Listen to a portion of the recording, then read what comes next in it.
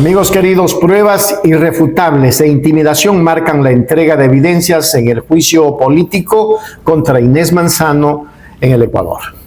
En una jornada marcada por la tensión en la Asamblea Nacional, Álvaro Espinosa, director del medio El Balance, acudió al área de gestión documental para formalizar la entrega de una voluminosa carpeta de evidencias recopilada durante más de 2 años de investigación sobre el sector eléctrico ecuatoriano. Este acervo documental, incorporado directamente al expediente del juicio político que tramita la Comisión de Fiscalización contra la exministra de Energía y Ambiente Inés Manzano, revela irregularidades de gran escala en los contratos firmados con las empresas Progen y ATM, particularmente en el fallido proyecto termoeléctrico Esmeraldas 3. De un perjuicio económico total que asciende a 71.4 millones de dólares en la adquisición de equipos inservibles. 66.9 millones fueron desembolsados durante la gestión de la propia Manzano. Los informes y peritajes técnicos adjuntos señalan con contundencia que 32 de los 48 generadores adquiridos no solo son totalmente incompatibles con el Sistema Nacional Interconectado,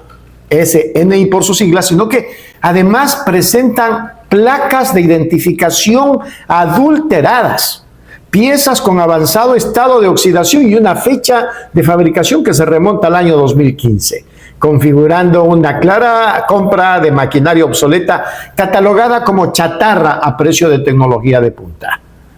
Cumpliendo con mi compromiso ciudadano, he concurrido a gestión documental en la Asamblea Nacional un día después de mi comparecencia en la Comisión de Fiscalización, solicitada de oficio por la bancada de la Revolución Ciudadana en el marco del juicio a la exministra de Energía y Ambiente Inés Manzano por el caso ATM. Un perjuicio económico de 71 millones a cambio de chatarra inservible, generadores viejos fabricados en 2015, 32 de ellos incompatibles, y que en el periodo de ella, a través de 2 adendas, se pagaron 66,9 millones de dólares. Esta información, que ya reposa en el expediente del caso, incluye informes técnicos, circulares, correos electrónicos, memorandos y los peritajes técnicos practicados a los equipos en donde se devela su condición de usados y obsoletos. A pesar de que hemos sido privados de dar declaraciones al interior de la Asamblea Nacional, sin embargo, he acompañado al periodista Álvaro Espinosa a cumplir con su ofrecimiento en su testimonio ayer en la Comisión de Fiscalización, es decir, presentar todos los documentos certificados que respaldan su declaración, que ayer fue contundente y desmontó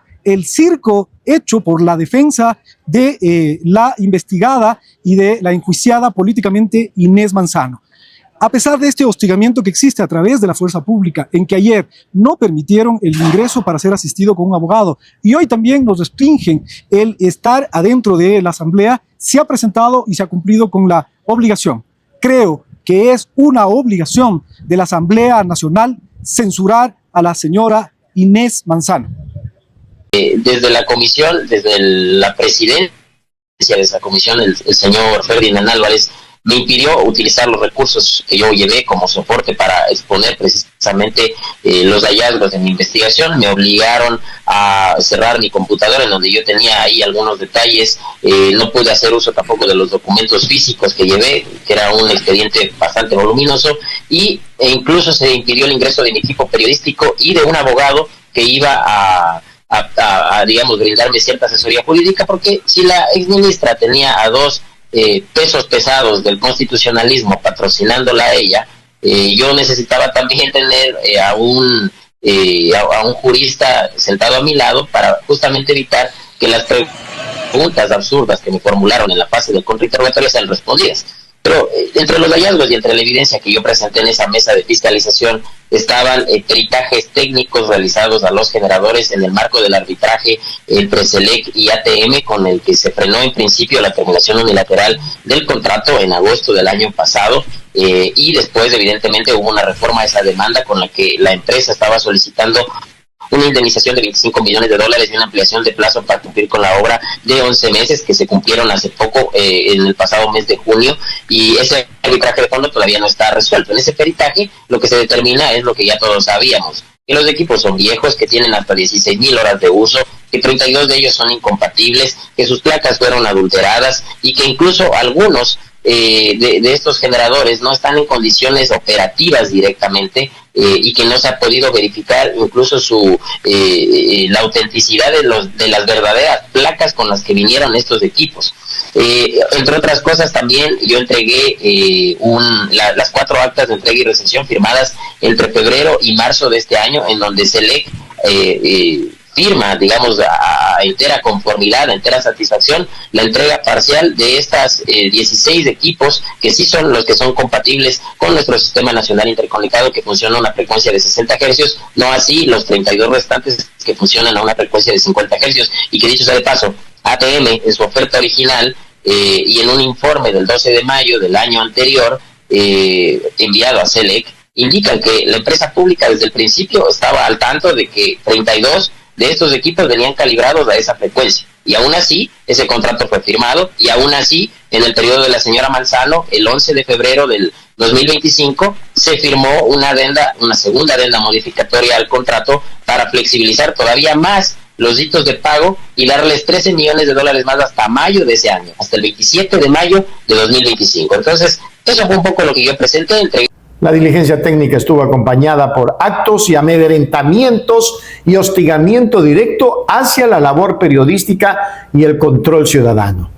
Pese a contar con el respaldo de resoluciones y citaciones por parte de la bancada de la Revolución Ciudadana, la escolta legislativa impidió la libre movilidad del periodista Álvaro Espinosa y del abogado Washington Andrade, expulsándolos de las inmediaciones del Palacio Legislativo para evitar que brindaran declaraciones en las áreas de prensa internas. Sin embargo, tras superar las restricciones y lograr la consignación formal de los correos, memorándums y peritajes en las ventanillas correspondientes, Andrade afirmó que el testimonio testimonial y documental de Espinosa desmontó la forma definitiva del circo mediático montado por la defensa de Manzano. Ante la gravedad de los hallazgos presentados, los denunciantes sostienen que la Asamblea Nacional no tiene otra vía ética ni política que censurar de manera categórica a la exministra, asentando un precedente imprescindible contra la impunidad en la crisis energética que vive y atraviesa el país. Háganse miembro plata, miembro oro, suscríbase a Hechos Ecuador Noticias. Un abrazo para todos. En YouTube, Hechos Ecuador, dice la verdad. Hechos Ecuador, suscríbete ya. Hechos Ecuador, suscríbete ya. Hechos Ecuador, la verdad está ahí. No te pierdas nada, cada día algo nuevo. Conéctate al canal y mantente informado. Siempre estamos aquí para darte lo mejor. Hechos Ecuador, claro, la verdad sin temor. Hechos Ecuador.